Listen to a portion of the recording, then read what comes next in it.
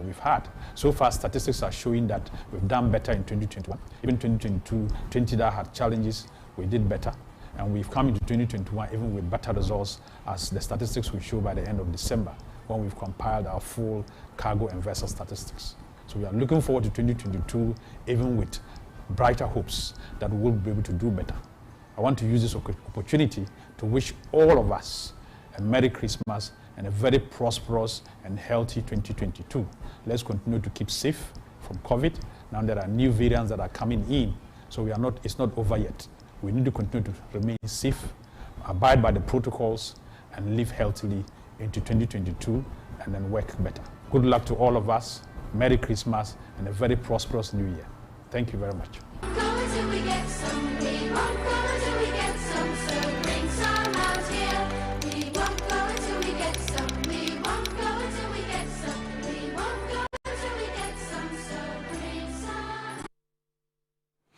All right, so you're welcome back. That was a message from our Director General, Mr. Michael Luguche, wishing you the compliments of the season. Now, we're going to take the Goyle TV market, and this one comes to you from the Tamale regional capital. That's the northern regional capital, Tamale. It's coming to you from one of the service stations there. Remember, the Goyle TV market is about the services and products of one of our lead sponsors, Goyle Company Limited, and premium is placed on the Goyle Super XP RON 95. Enjoy. Goyle's TV market train has stopped over in Tamale, the northern regional capital, attracting enthusiastic drivers and consumers desiring to know more about the company's quality products and services.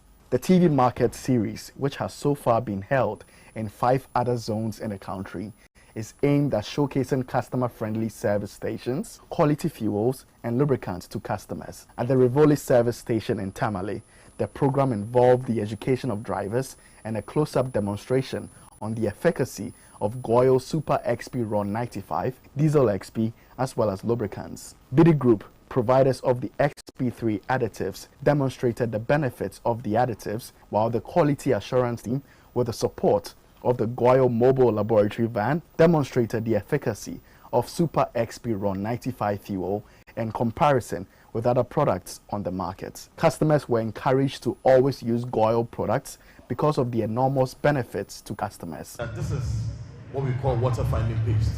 When it comes into contact with water, it becomes pink. Now we have mixed water with fuel, and then we have used XP3 to treat the fuel. And then what the other OMCs use, we don't want to mention the name. Now this is the XP. This is what the other OMCs use. Now, if we dip it in it and the color becomes pink, it means there's still water in there. If the water doesn't change, it means the additive has been able to take away all the water from the fuel. So at this point, kindly drop the two solutions into it. As you can see, this is the XP. The color hasn't changed. It means the water that was in there has been dispersed. But look at the other one. You can see that it is still pink. It has turned to pink. It means that we treated it, but the additive wasn't able to disperse the water from the fuel.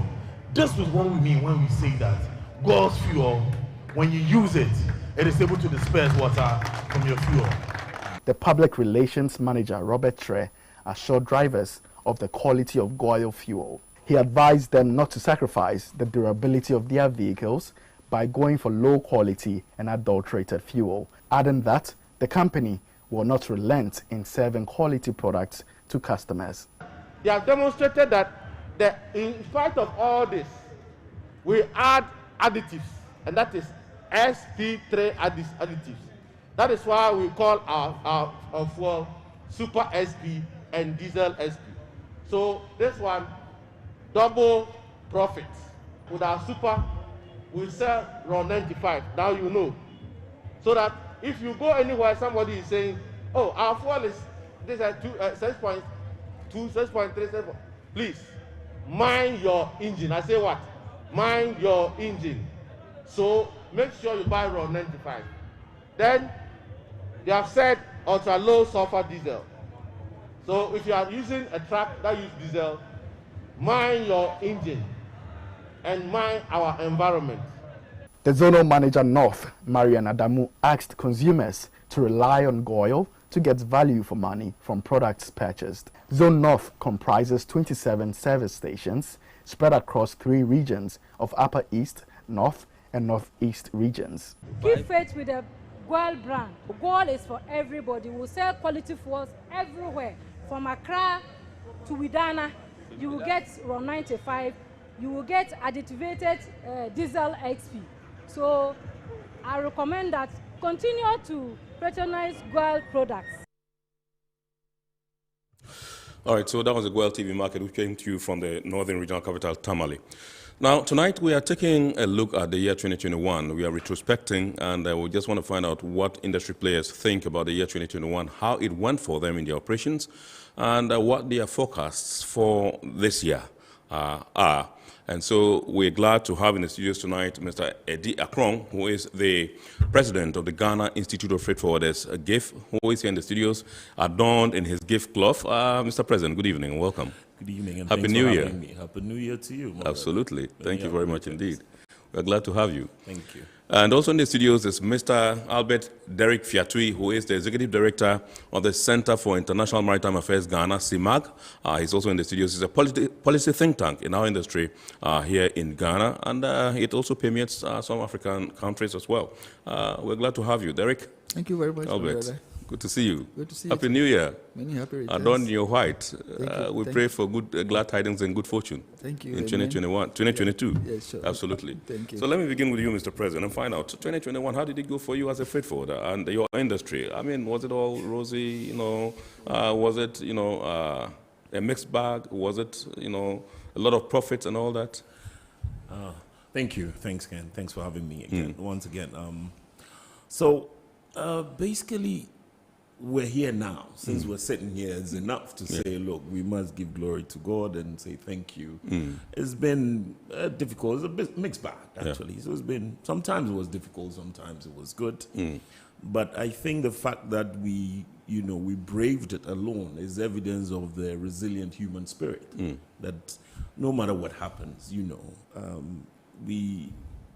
the way we want to go. So we will push the situation and find out this is where we find ourselves. So we are grateful that we're here now. So it wasn't all that rosy. Of course, I mean, we're trying to run away from that name COVID, but then he keeps popping up in all different variants. And now he says his name is Omicron. But in any case, I think we will brave it. We would just have to go, you know, just as we've done. And I think Ghana has done very well. I mean, observing all the protocols, and so we have to continue on that. So I'd urge all our viewers, all our members to keep at it and then work hard to stay fit, and then we will carry on. That said, so there were issues that we braved. The issues are still there, and so we're looking at braving them this year. And so we'd really have to roll up our sleeves and then, you know, catapult that into the new year. Two of the topmost issues on my mind right now. One is that of the foreigners in our trade and why we have to be careful, you know, not to let this, you know, get away from our, you know, we need a serious bird's eye view of that situation to make sure we nip that in the bud. That's number one. Number two, there is a creeping matter which I seriously want to talk about. Right. This is about the joint border post situation at Akanu and what our people at Aflao are going to go through. And so once we jump into it, then maybe we can seriously look at these matters. So that would be my initial comment. Initial comments, okay.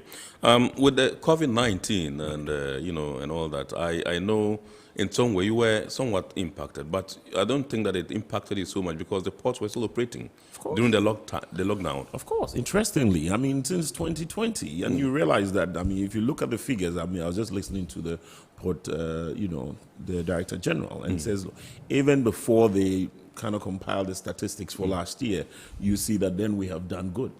Okay, so again, I'm saying that is because of the resilient spirit that we have, despite all the other things that affected. The government did good. They, you know, we had the depreciation on values, you know, the 50 and the 30 for vehicles. But even in that, you know, I think they kind of made, you know, their numbers. And so that is a sign that, look, with the effort, it's also one that means compliance is on the high. Right. I believe that the compliance is on the high, and that's why we've been able to make those numbers, which is a good thing. COVID has affected everybody. We could do better. Right. The only difficulty is for our traders, which we know is on the outside, that has affected freight seriously throughout the year, and so it kind of dipped into their pockets of our traders. Yeah. Of course, freight rates add up to the costs that they incur, and so with the skyrocketing of freight rates, of course, that reduced their purchasing power, and so that affected them. The traders are our employers, of course, so I have selfish reasons when I say that. Anything that affects them affects us. Absolutely. And so we're hoping that things might change. I think the rotation of container issues, created that. Of course, the supply and demand issues played out. And so that is what ended up in the shooting up of the freight rate. Hopefully, this year, once the logistics chain, works out properly, this might reduce.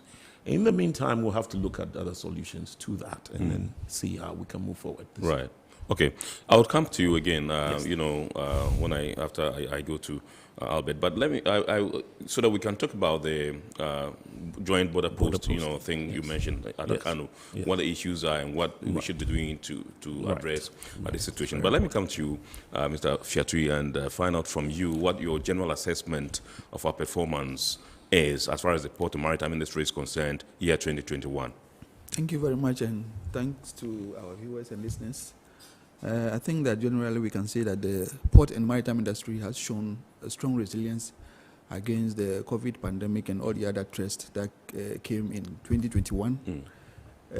We know that trade disruption and lowered economic growth has affected the coming in of cargo into the country. Right. And that's obviously affected our maritime service providers like the port itself, absolutely, the shipping lines, the freight forwarders, and transporters. Right.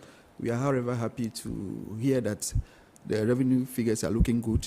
GRA is saying that they have raked in a lot more revenue than last year. And so we are happy about that. What it is also is that, we are a research center, and so we consult with a lot of the international bodies that are also into research.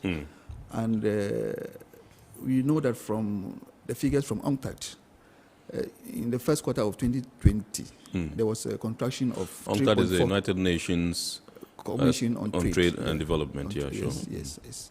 So the first quarter in 2020, there was some contraction in the growth of the industry by 3.4%. But by the third quarter, there was a quick recovery to about 4.3, which has been sustained throughout the year 2021. Right. And so it's a good thing, and we think that resilience is also good. It's also because as a country we've been able to manage the situation very well, as Chairman said. Yeah. And we are happy. He's president. Yes. He's my president. Yes. The current projections we are looking at also from UNCTAD is that there's going to be a sharp decline, which may not be too negative, right, of about 2.4% in the growth rate, as against between 2022 to 2026, as against 2.9, which we've experienced in the last 2 decades. So these are some of the issues that we have looked at, and we think that generally the industry has done well against the fears that we initially had when COVID came up. Right. Yeah. So those are my initial comments. Okay. So let's take a look at some of the highlights for you in 2021. What were some of the key issues, some of the key things that happened that caught your attention, that you think that perhaps impacted the industry? The greatest of all the things that happened globally was the blockade of the ever-given Suez. Yeah. Absolutely. That caused the industry a lot, and we will continue to feel the impact for some time. And the 6 days that blockade occurred, we lost $9 billion daily. And so it's a great thing that happened, and we can only prepare and make sure that we don't rely on single channels going forward. So it's an issue for the industry to look at, and we hope that going forward other measures will be put in place to avert some of these occurrences. All right. So let me come to you. Your side highlights key incidents or issues that happened in the industry that caught your attention and that you think impacted the industry in a positive way.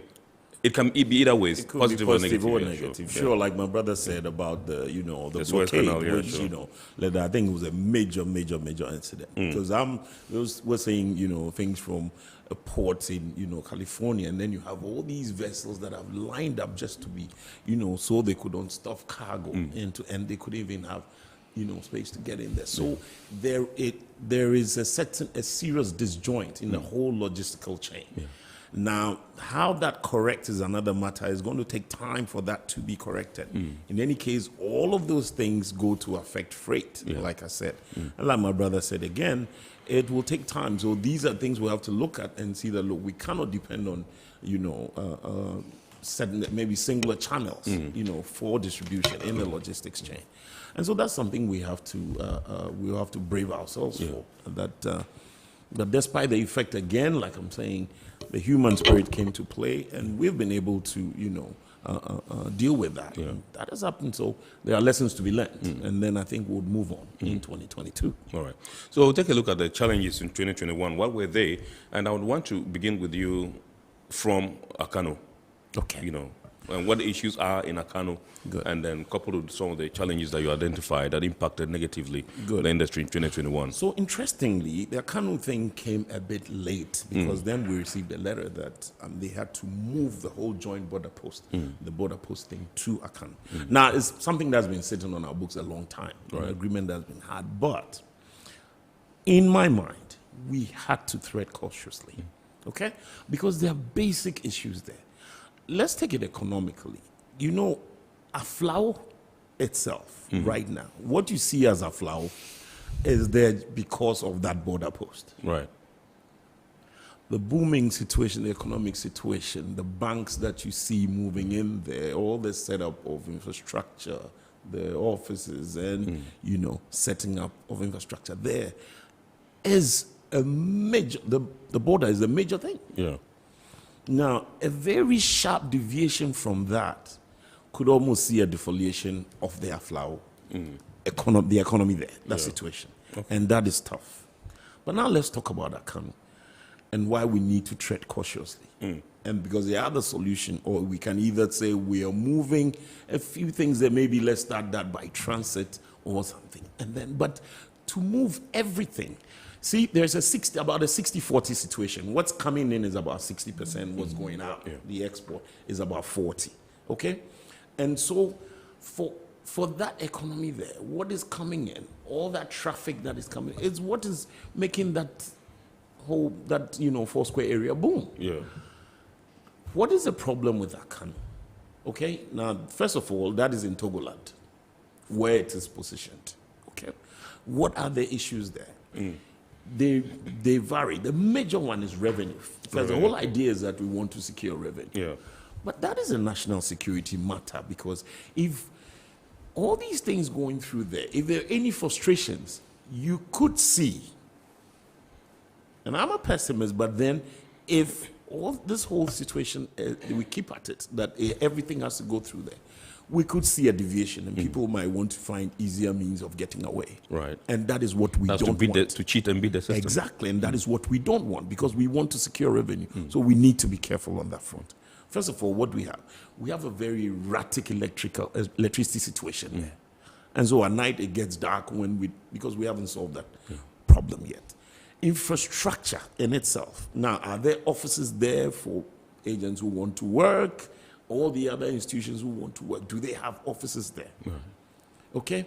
Number 3, we're using internet. I mean, we don't have the same systems. We're using ICOMS. They're not using the same. Now, we need that to work.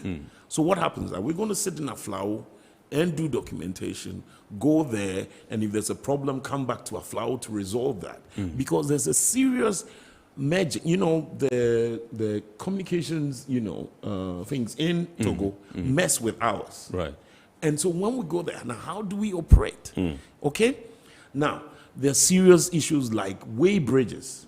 Now, a lot of revenue from trucks that are coming, whose taxes, duties depend on the weight. Okay? Now the weight bridges there have a problem. Okay, in Akano. So how do we secure revenue if that has not been resolved? Okay? The parking situation alone, even for trucks, the number of trucks that are going to go through the border, all of that has not been resolved. So there's serious infrastructural backdrops. Right. And so if we do not look at these things and we make a very sharp move there, my brother, this will not sit well for us. Again, like I said, economically, this will defoliate Aflao entirely. So we would have to look at this and say, listen, what do we do? Do we want to start with transit? Okay, how much is that going to cost us? So much. Okay, if we use transit along that route, fine, it's going out. It's coming out, it's not coming in. What revenues are we losing? No, none. Okay, but if we move everything there, first of all, you know the effect on Aflao. Secondly, all these things that have been mentioned, infrastructurally, you know, are not going to sit well with us. Okay, and it is a very serious matter we need to look at. Right. Were you consulted before this decision was taken? Okay, on the joint border posts issue, this has been a running issue all the time. So we've known about the joint border post situation. Okay, but this final move to say that everything was going to, you know, is going to start, is going to go through there, that one we're not consulted on. And so we have had a certain worry about that. We have done a petition. We need to go see the Commissioner of Customs about the situation. And something has to be done about it ASAP, because then we're looking at having problems. Okay. Right. Okay. I am very much interested in that particular issue, because if it's going to impact Aflao as a whole and perhaps render it, you know, ghost, you know, town or something, then I think that. See, and the sad part is that, you know, when you go to revisit and take a look at this second. So there's nothing there, not for us. On the other side, the Togolese have a village there. They are set up there. Yeah. And so interestingly, that is going to be a boom for them, because then that becomes a certain economic hub for them. Right. You know, doing business there. We are going to lose out. Absolutely. It's a very interesting phenomenon we have there. Let me come to Mr. Fiatri and find out whether you've done an assessment, you know, on the impact of COVID-19 on the maritime industry in Ghana. I know you mentioned a few earlier, but have you deliberately done anything towards that to identify some of the challenges, some of the impacts it created in our industry? Yes, of course. We've done some research, and like I mentioned earlier, there were a lot of shocks, but the major one which we came up with some assessment was that of the freight forwarders, where during the period a lot of the companies had to lay off their workers.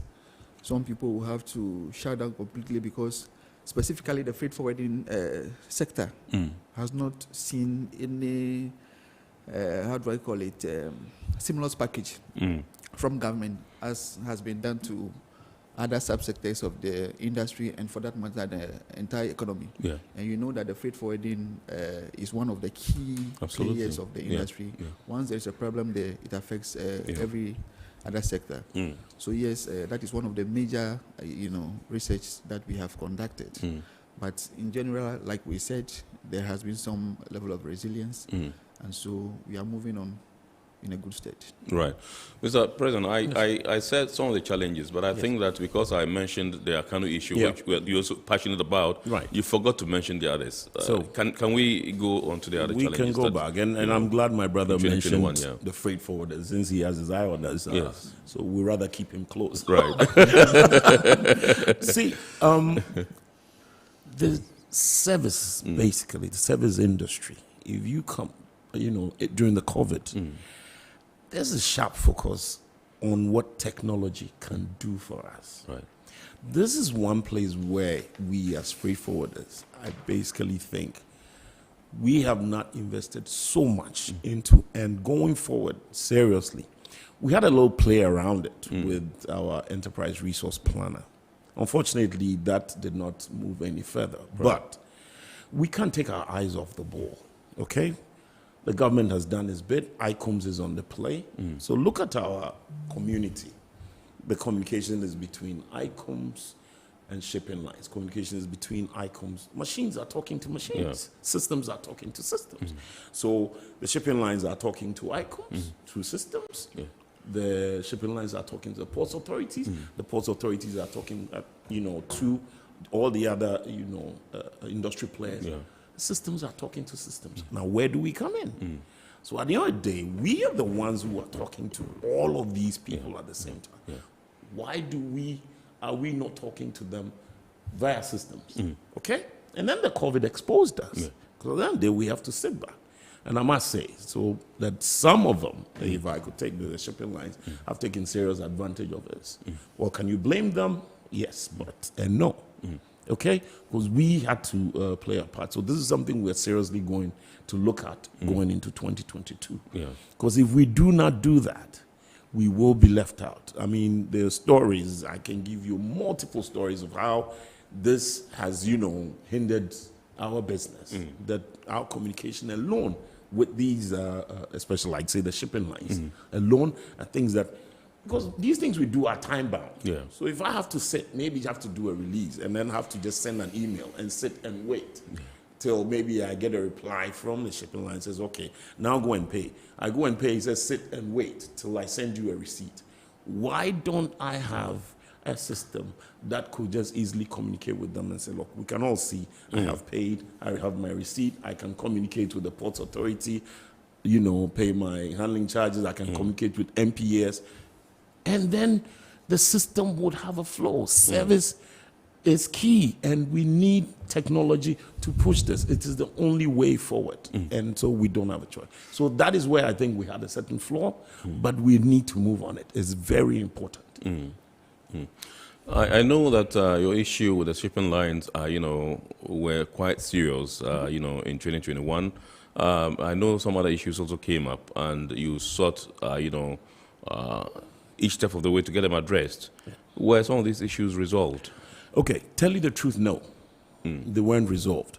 So these are one of the major things we're also going to resolve. I have a plethora of them. I could take the whole day to talk about it. So they weren't resolved. But then we have things to do. First of all, like I'm saying, we need to, when I was giving my New Year address, this is what I'm saying, that look, we need to look at the statutes that we have, on our side.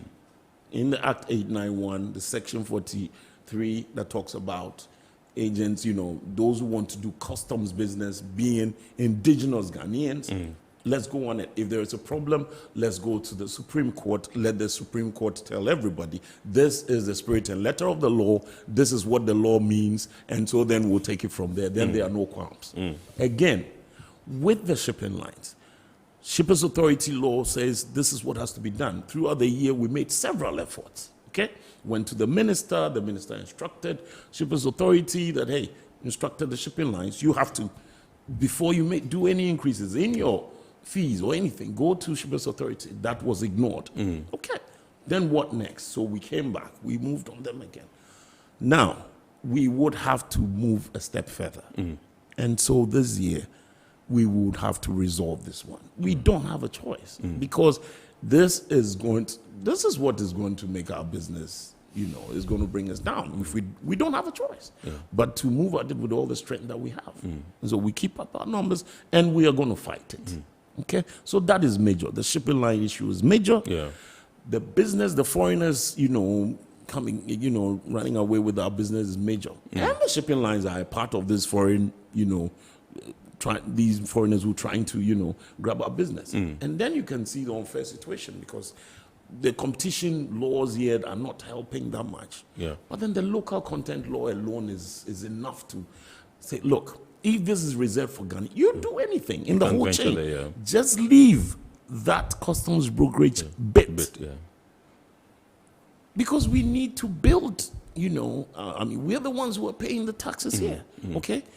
If we do not, build up the industry, then they're going to run us roughshod, okay? So we don't have a choice. We believe that customs and the nation as a whole should err on the side of the Ghanaian because you can't do this anywhere. Not in Togo, not in Tanzania, not in Liberia. Why here? Mr. President, you and I were in this studio. We came with a customs officer to explain this issue. Yes. That foreigners are taking over your business. Right. And he was explicit when he said that some of you aid these foreigners, you front for them, and they take the business. So let me explain this. When we talk about fronting, it's twofold. If you have, now from what the law says, if we will go according to the law, then it means that if I am a Ghanaian, my company should be 100% Ghanaian owned, wholly indigenous Ghanaian owned. If that is so, there is no issue of fronting. What is fronting? Fronting is asking somebody bringing me business is okay. Because the law says that I am a Ghanaian, then I will do then I get the business. At that day, if I would want to give you any kickback or any money, is it that I'm going to use illegal means to do that? And the law can get me for that because I'm going to pay taxes based on the revenues that I have made. Yeah. So if you give me 10,000 containers because you said, oh, I'm fronting for you, you have given me 10,000. I can do anything I want with the money I get from it. And you cannot force me. You can't take me anywhere. So then the money comes to Ghana. It sits here. We pay taxes on it here. Yeah. You can't take it out. Rather than having somebody who says, okay, I'm just a 40% owner or the 20% shareholder, so then I'm getting those 20% shares and taking the money out somewhere. Part of it, no. Okay, so that one is, for me, I don't see any fronting. As long as the money sits here, that's okay. But when you have that 5% situation, somebody slipping and says, oh, I am just a 5% shareholder, so, I'm sliding, and then he can't do anything. Now, that is a problem. And we've seen too many things happen, trust me. Some, we have, some of our people who have actually sold them, their souls, use the word, sold their souls to the devil. Get their company out to remember who says, oh, you are just a nominal director now, okay, we have paid you this. How much money do they pay you to do this? And then when they get you in trouble. Maybe it's bunch.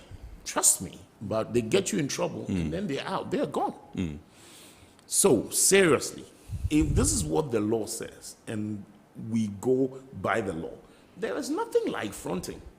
If you're my friend and you're saying that, oh, now I'm going to use you, it's just like any client bringing me business. I'll take it.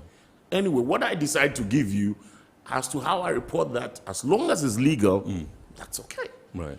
But then I can't use any illegal means to transfer monies out to you. And then also the government sees into my business, and so I'm going to pay the right taxes that I have to pay. You understand? It's a very, close-cut situation that once we go by the law, then there's nothing like fronting. Right. All right, so I recall you mentioned the fact that some of your people had brought their documents for you to endorse so that they can get, certification from, customs.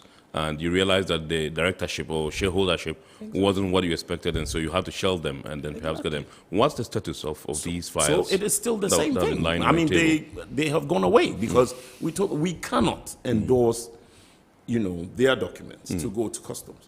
Now, customs also, I think that they were here with my friend, and he accepted that they are not accepting anything, they check the status. So one of the requirements, the prerequisites for renewing of our documents was to make sure that you have your Registrar General's documentation to show. Okay? One other push we need to make also, which we did, wrote to the Registrar General's department and said, please, this is the law, so make sure that if anybody comes in to register, to do the business of customs, then make sure that they do not have any, 2% hiding somewhere of any foreign ownership. Right. It has to be Ghanaian. It has to be.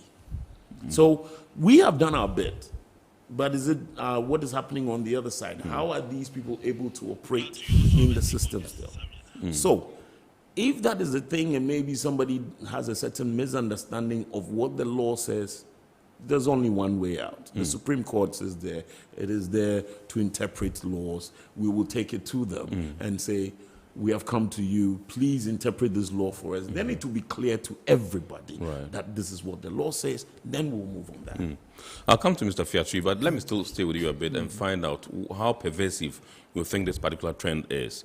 Because you mentioned the shipping lines and indicated they also fall foul of this particular trend. And we also pick signals that the established companies, clearing for companies, to back the operations, shipping lines. And so when they bring the goods, the containers, they are able to clear themselves using their own company. How pervasive is this trend? It is very pervasive. And sad to think, that is why I said we always have to err on the side of the Guardian. The other day, they're playing referee, player, coach, everything. This is the same, and this is, like a specific effort that they have put in, that this is what we want to do what they call end-to-end. So even if our laws do not allow it, they will want to find a way around it, and that is why it's becoming pervasive. The sad part is that they are the shipping lines. So they're carrying the cargo. They're carrying all the project cargo, all the huge cargoes there. They, have the manifest right in front of them. They know who is bringing in the biggest cargo.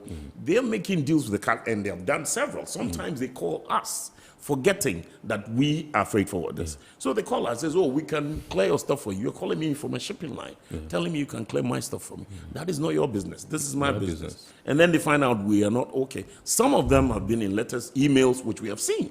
So we have a lot of evidence. Okay? So if they're doing all that, they get here, at the same time they want to do the clearing, take it out, do the transport and everything. At the end of the day, they have the muscle. Remember, that is why I would have complaints if I go to do a deposit on 10 containers, 20 containers, and you keep my money for a period of a month, and you do not give me my refund, because he is able to tell that client that, listen, no, I'm going to pay everything for you. I'm going to pay your duties, I'm going to pay your transport and everything to your warehouse, and then I'll give you maybe a 60-day period to repay. He has too much muscle. And that goes seriously against competition laws. But he's keeping my money and that of my brothers. So if we're all putting our money in there, and he's keeping my money for 1 month, he can do anything for it with it within that 1 month. And when he pays me that refund back, there is no interest, nothing. So these are things that we seriously have to look at. We cannot leave it be. Okay. Right. Okay, so let me come to you, Mr. Fiatri. I know you are a think tank, you research a lot, and you perhaps would have done some research into this issue of foreigners taking over, deals or businesses that are reserved for indigenes or local Ghanaians. Can you share some of your findings with us, if you have any? Thank you very much. I think this issue threatens to, if I can use the word, collapse. The local... if you can draw your mic close directly to you, sure. The local custom brokerage business. Yes. And when we came here the last time, we petitioned the economic management team and the presidency. Oh, you did? Yes, and we were called to a meeting together with the Shippers Authority representative. And during the discussion, we pointed out everything that we needed to point out. And it was agreed that indeed the law is there. What my president is saying is true, that if there is any ambiguity, we have to go to the Supreme Court for interpretation. Absolutely. But what is very clear is that we need to enforce our laws. Those who are responsible for the enforcement of the law should first take the step, and then when there is somebody defaulting, then we know what to do. Right. So on that side, we think that there is much more to be done by those who are responsible for that. Another issue that we are much concerned about, which has been discussed earlier, is the issue of our shipping lines. We are not against our shipping lines. They are our key stakeholders. We are working with them. Without them, we cannot survive. And so we appreciate everything they do. But sometimes when we come up with some of these issues, it's as if we are antagonistic to their activities. But that is not the case. We are only saying that what cannot be done in other countries should not be done here. What we have realized from our research is that there is the need for a stronger regulatory measure to be able to control our shipping lines. We think that the Shipyards Authority is not able to bite enough. I don't know if they don't have all the powers that is required for them to do what they are supposed to do, or the Ghana Maritime Authority is supposed to get an additional mandate to make sure that there is some level of strict regulation when it comes to the activities of our stakeholders, which are the shipping lines. Yes, so some of the issues that we raised are not really against them. We are only saying that the right things must be done. We cannot be taken for granted. The people who come here and run the shipping lines are from countries, and we as citizens cannot go to those countries and do the kind of things that happens here.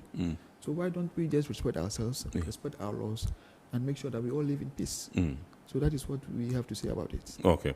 I think that we will at some point have to get the Shippers Authority in the studios and find out from them what they're doing about this particular situation, because it's like everybody is trying to blame them for not biting enough. Yes. And so maybe if they also need some enhanced powers or, mandate to be able to do that, I think they'll tell us what their real problem is. Yes, and we are still waiting on the economic management team. They promised to arrange a meeting between us again, customs and the freight forwarders, okay, so that we can sit together as stakeholders and have a broader discussion and get a solution to the problem. So we are looking up to them to call us so that this year we can put this issue to rest. But your engagement with them so far has been satisfactory? You are satisfied with the engagement so far? Yeah, it has been satisfactory to some extent, but we need to see a conclusion and the resolution of the matter. So for us, our satisfaction is to see a resolution of the issue. Yes. All right, fantastic. Mr. President, let me come back to you and find out. You indicated in your submission that you have letters and emails from these shipping lines, and these can serve as evidence, of course, when it comes to perhaps legal matters. I remember the last time I asked you whether you were willing to go to court, since you have amassed such amount of evidence to be able to prosecute your case in court and get them to understand that we have the laws and you are flouting the laws and you're not supposed to do that, so that we can nip this thing in the bud once and for all. Like I'm saying, we have lots of evidence. That's for that when it comes to it. See, in their minds also, and I'll tell you now, I'm afraid to say, they think they have a lot of muscle. And so when it comes to, say, going to court, I mean, they can bring in all the, the topmost lawyers in the world to come and say, look, it is a governmental matter. And then the government will have to put its feet on the ground and say, no, this is our country. These are the laws. Obey them. Okay? If the law says that you cannot, you don't work on holidays.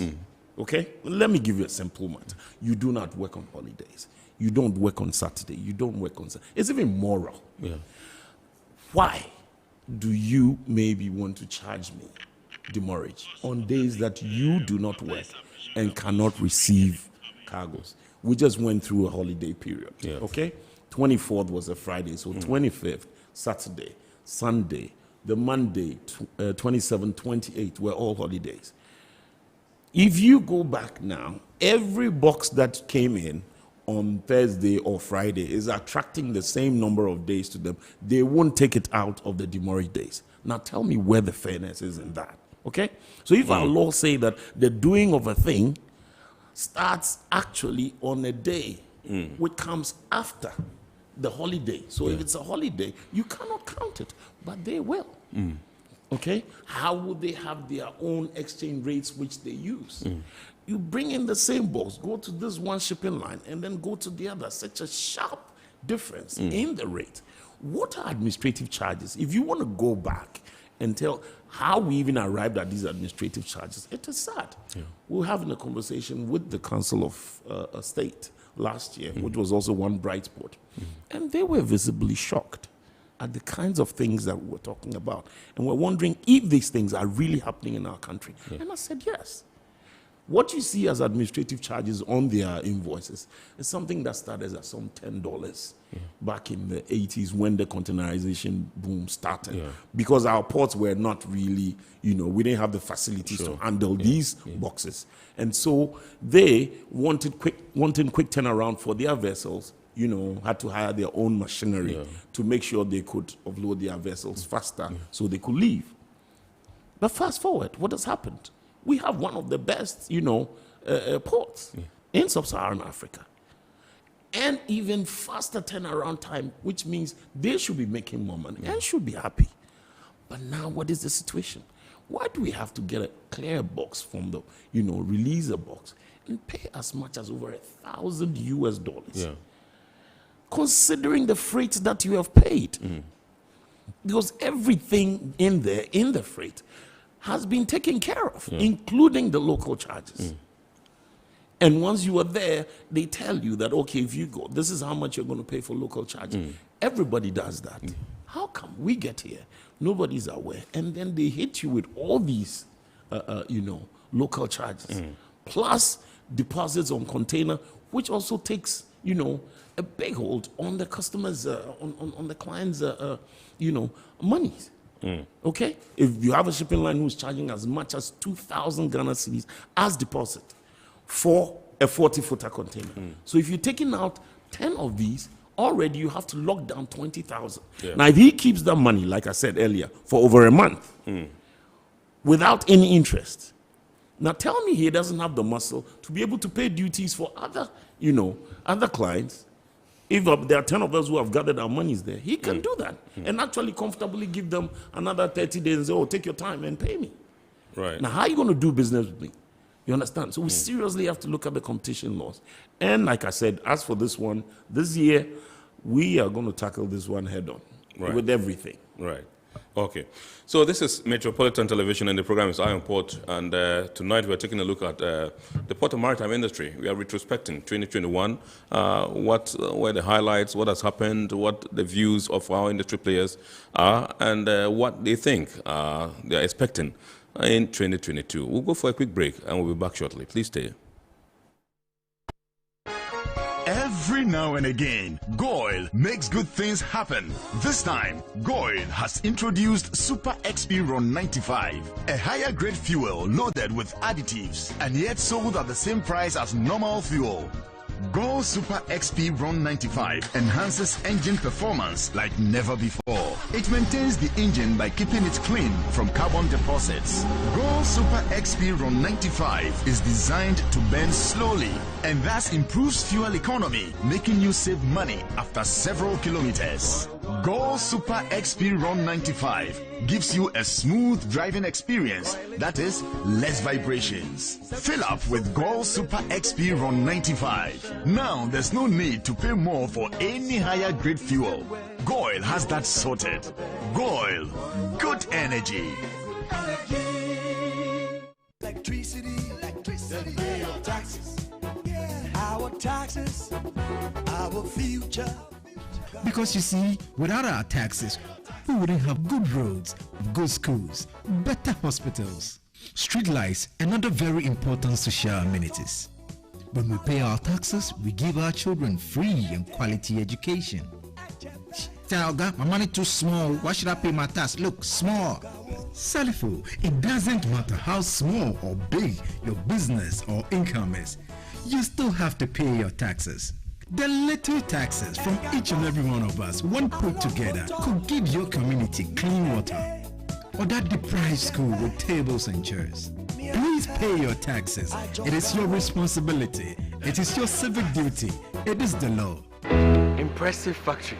If only I had listened to you, I wouldn't have been in this mess. That devastating fire virtually wiped out the whole factory and my warehouse. Remember my misfortunes last year? Serene Insurance Asset All Risk Fire policy that I took were there to pay for my damaged stocks in the warehouse. And my machines that were affected by the floods have been replaced. My accident vehicle is back on the road thanks to Serene Insurance motor policy. Currently, my goods are on the IC covered with their marine cargo insurance policy. I was just telling Ajima about Serene Insurance. Oh, Ajima, tell him more. As a road contractor, I make sure I do my contractors all risk insurance for the projects and then workers' compensation for all the workers on site. With Serene Insurance, they will make sure they will cover your unknown tomorrow today. Serene Insurance, a new face of insurance. Call us now.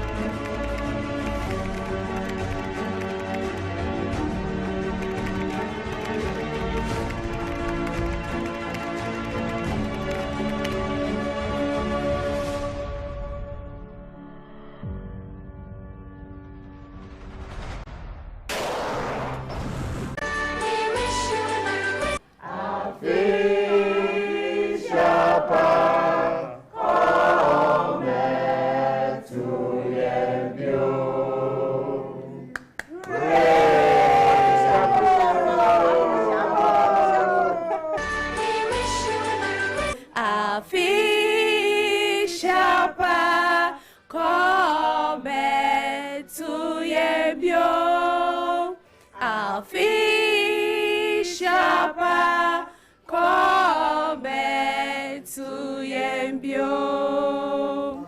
Hooray!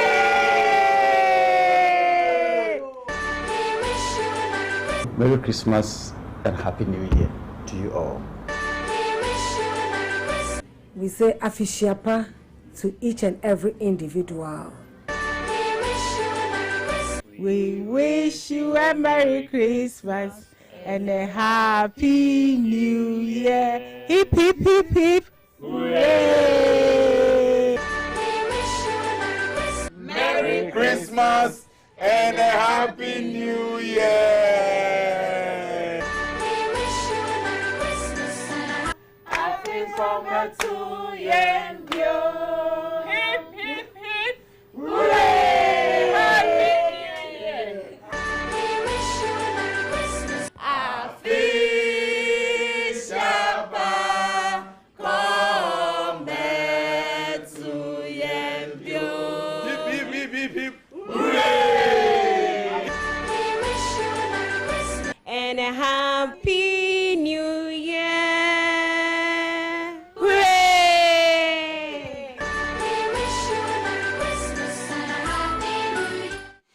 All right, so you're welcome back. We are moving straight to the discussion once again. And this time, let me come to you. Mr. President, we've dealt with some of the challenges. We'll take a look at some of the successes that you think, took place in the port and maritime industry in 2021. But let me come to Albert.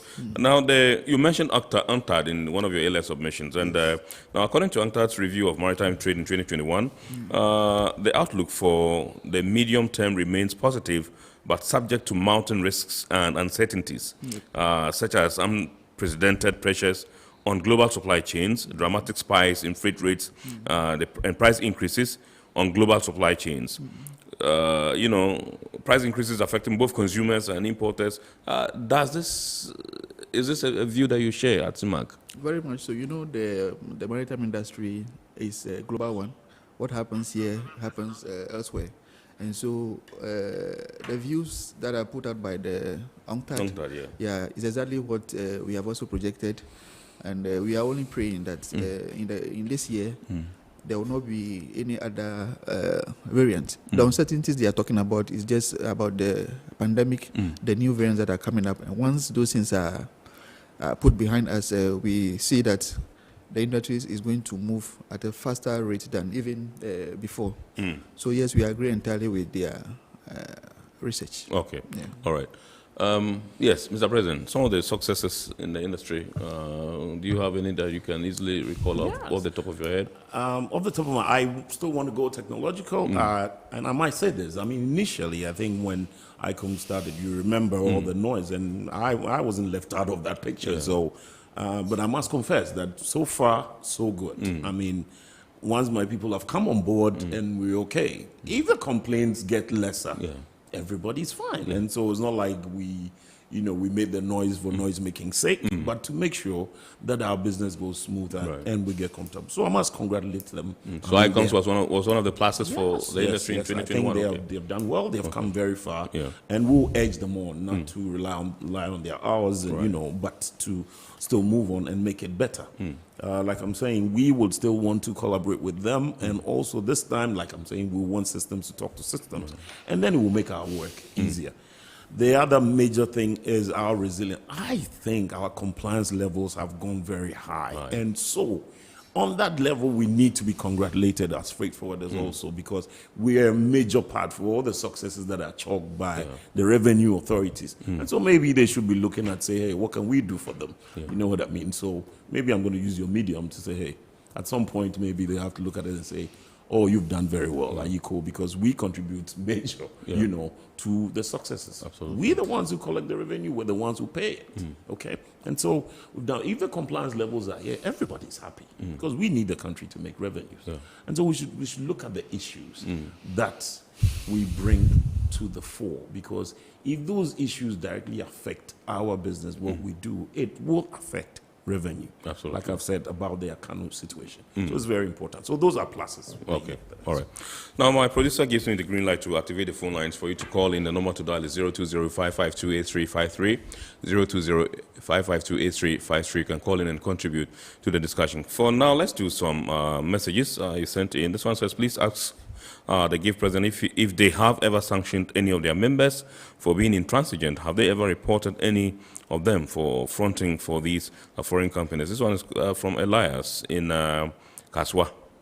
Okay, so if I have to answer that question directly, yes, we have sanctioned some of our members, and also even that move at making sure that we do not bring foreigners into our trade, that alone. Now remember, most of these people who we did not give comfort letters to customs, who we took out, were our members. Right.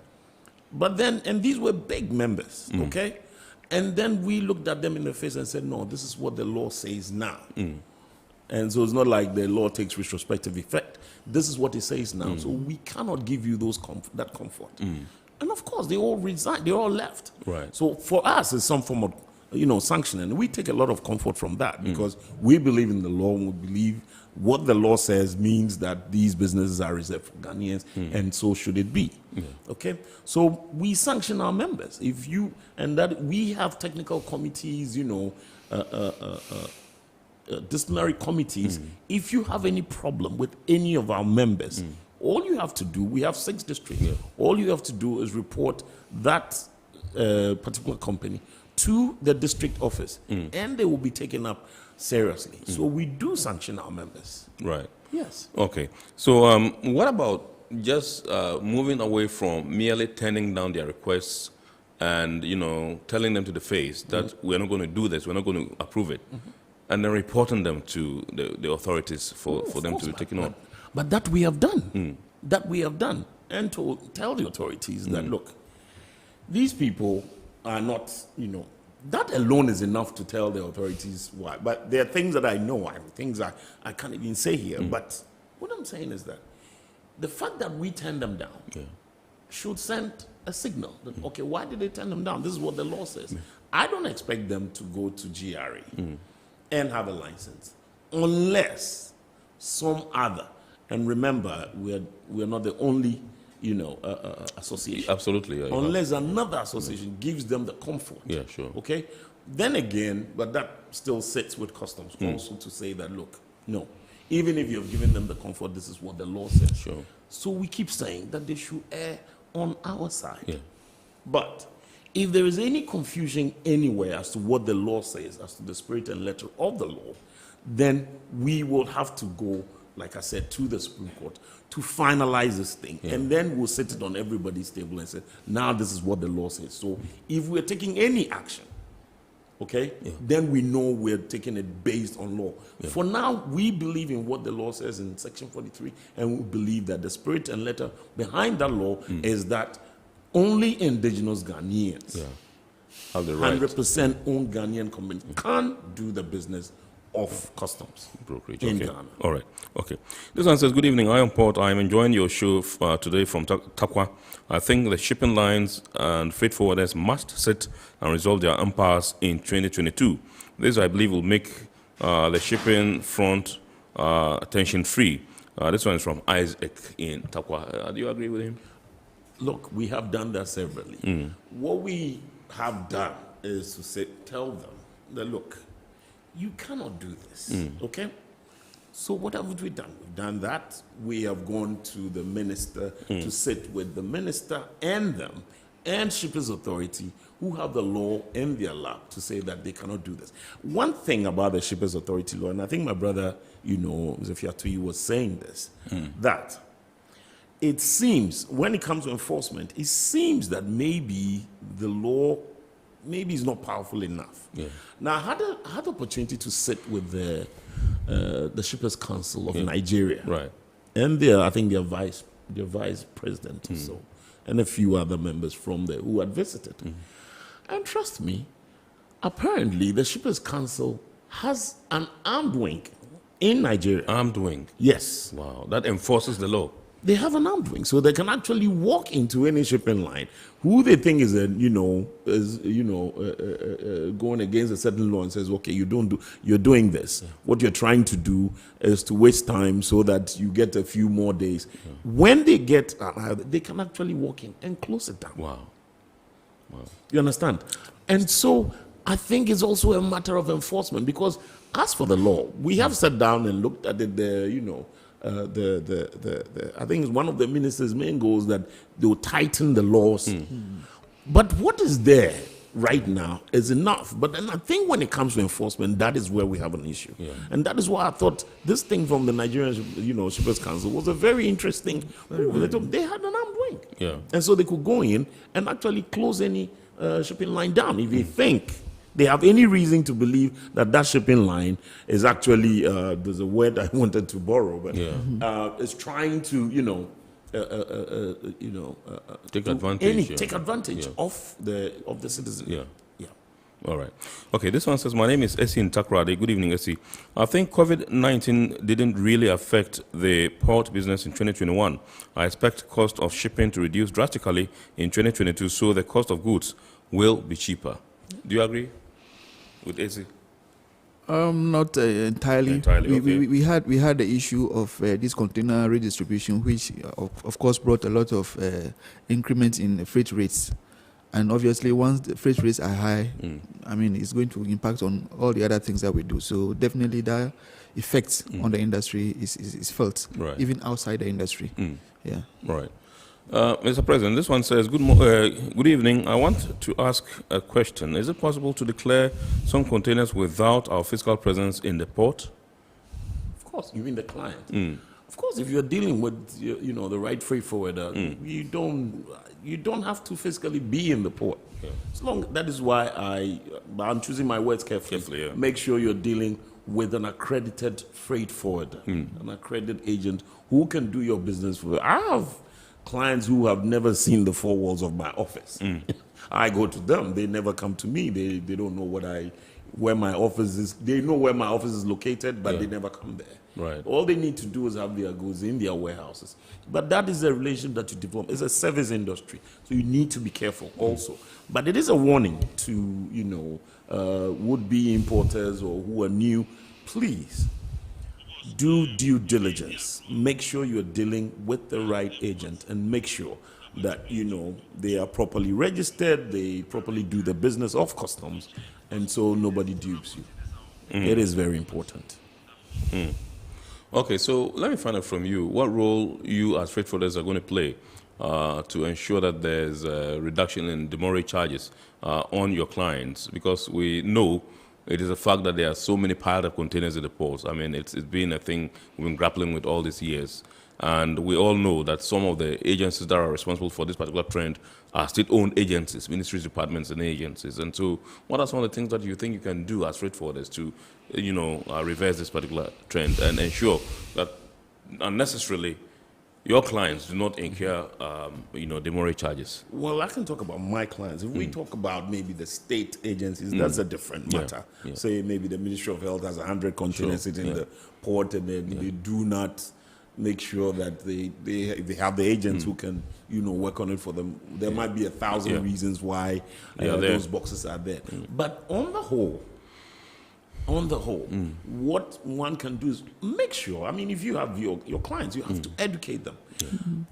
What is ICOMS doing now? We do pre-declarations. You can pay duties way before the goods arrive. The goods arrive. But you need to educate your clients and make sure so that in this COVID era, that before their goods come, they know what they're looking at as in duties and all that. You have your agents to do that for you. We're consultants.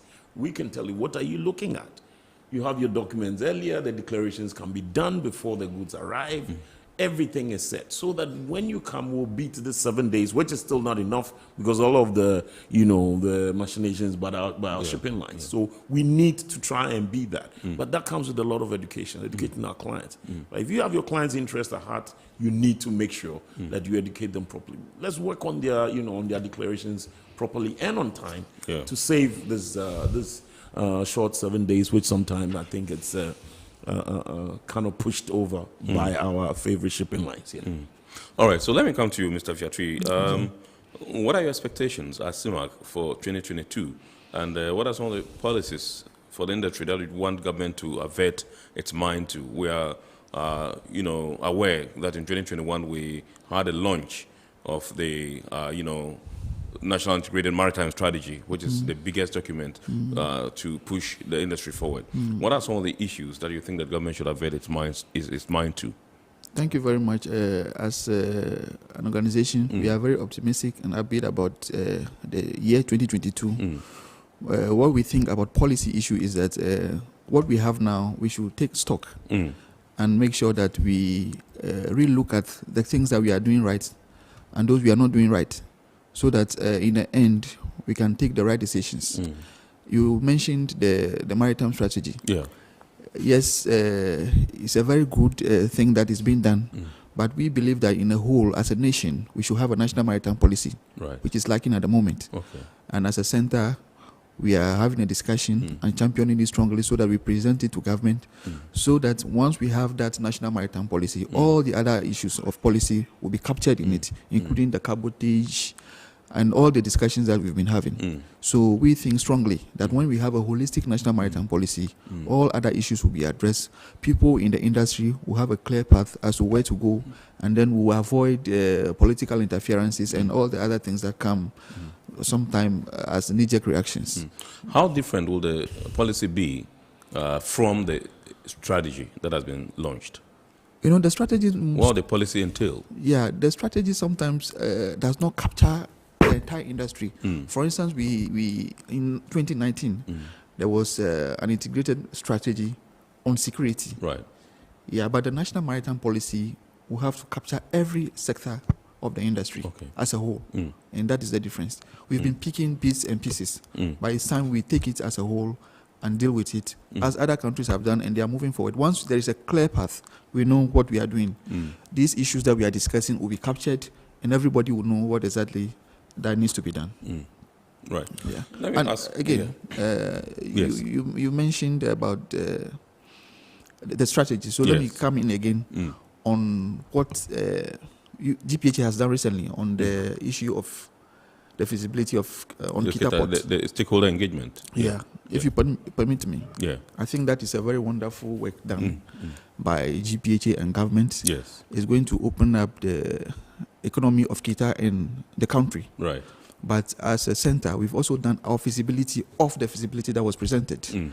And we've realized that access to the project sites has been left out in that report that was presented. Access, okay. Yes, and that is also very important, very technical, and also expensive.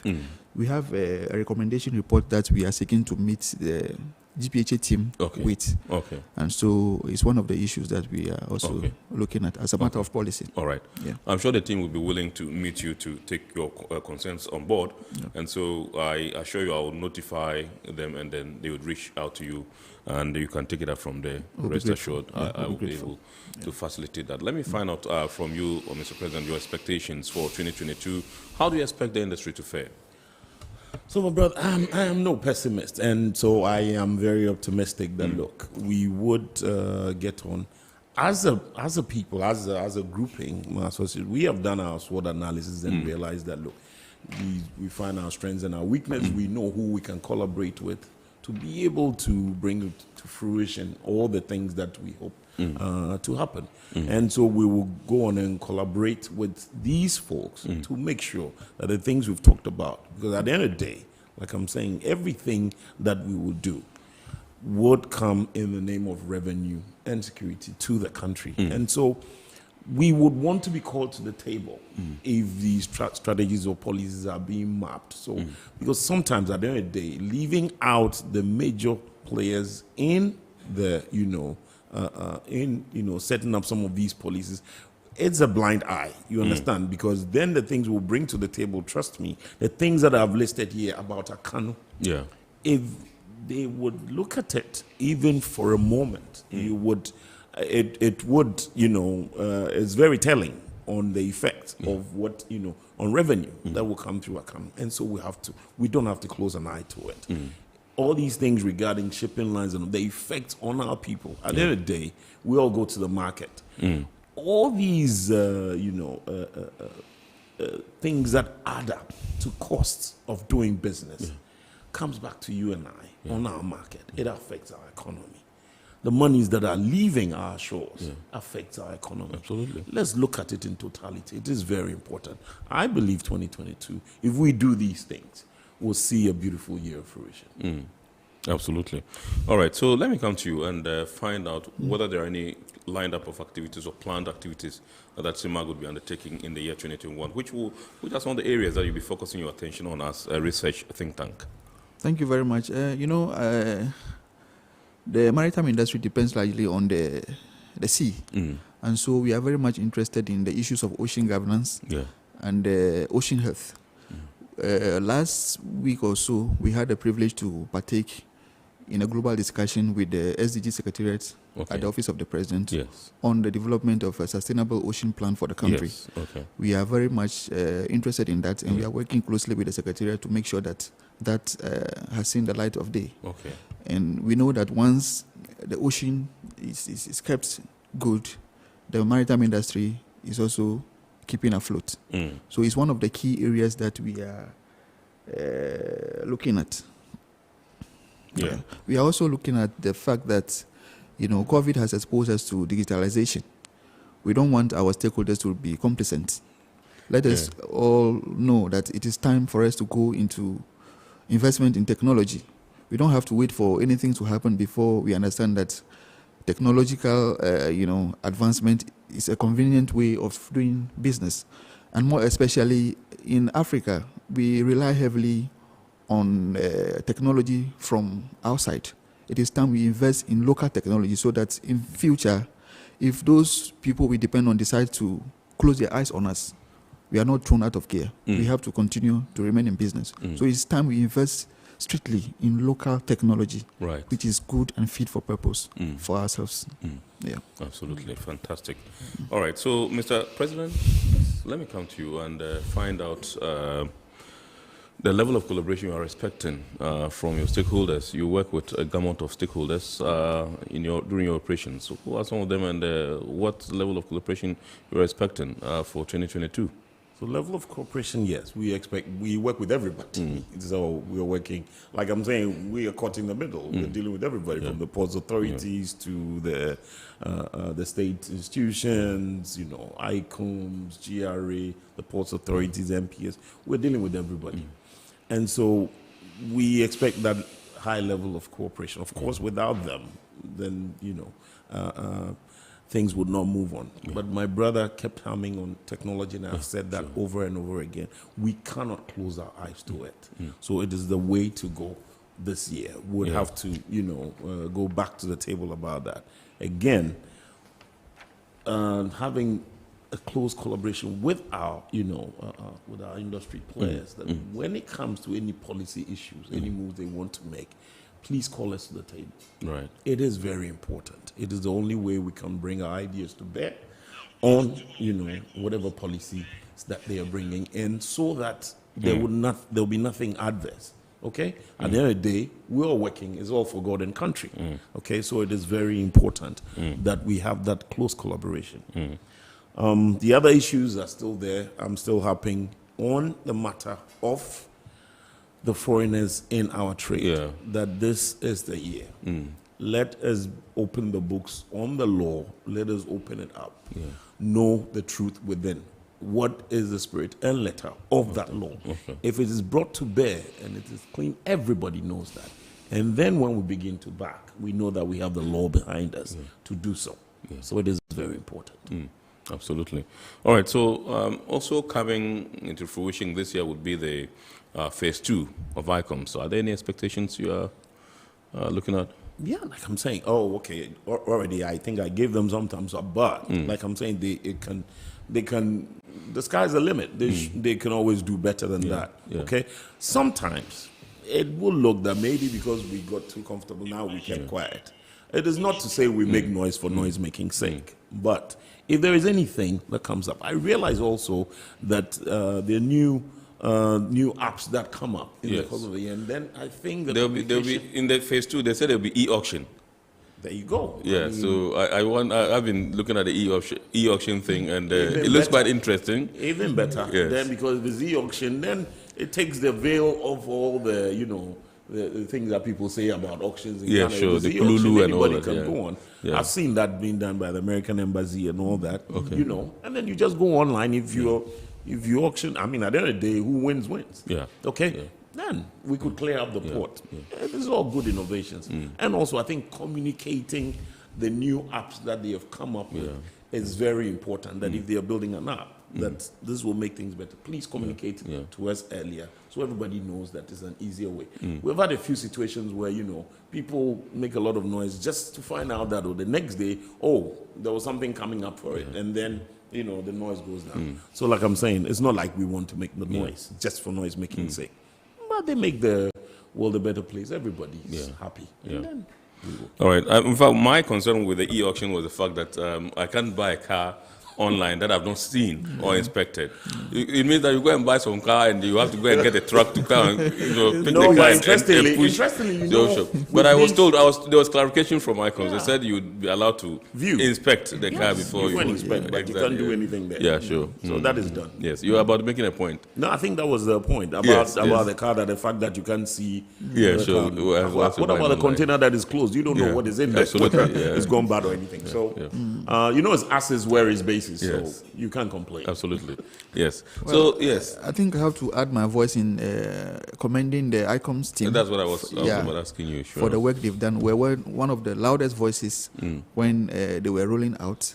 And we keep saying that we were never diametrically opposed to the introduction of that system. What we did at the time was that we called on government and stakeholders to exercise caution and roll it out in a manner that, because COVID was coming in, we do not disrupt trade.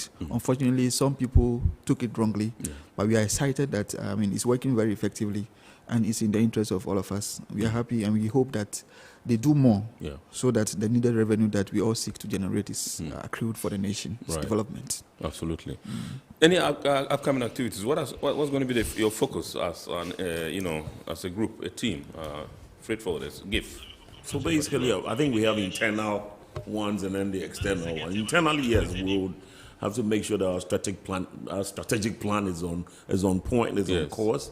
We still want to broaden our horizons. We're moving into Paga. We're opening up to the north where we're not, because we have 6 districts now. We want to go into a 7th and maybe an 8th even. If the railway connection to Mpakadan, comes into fruition, there's a lot of business that's going to move that way. And so then we will spread out. And then once we have the numbers, then we need to be seen. Then we'll be called to the table of men. And so we're looking at holding seminars, with our, industry players also.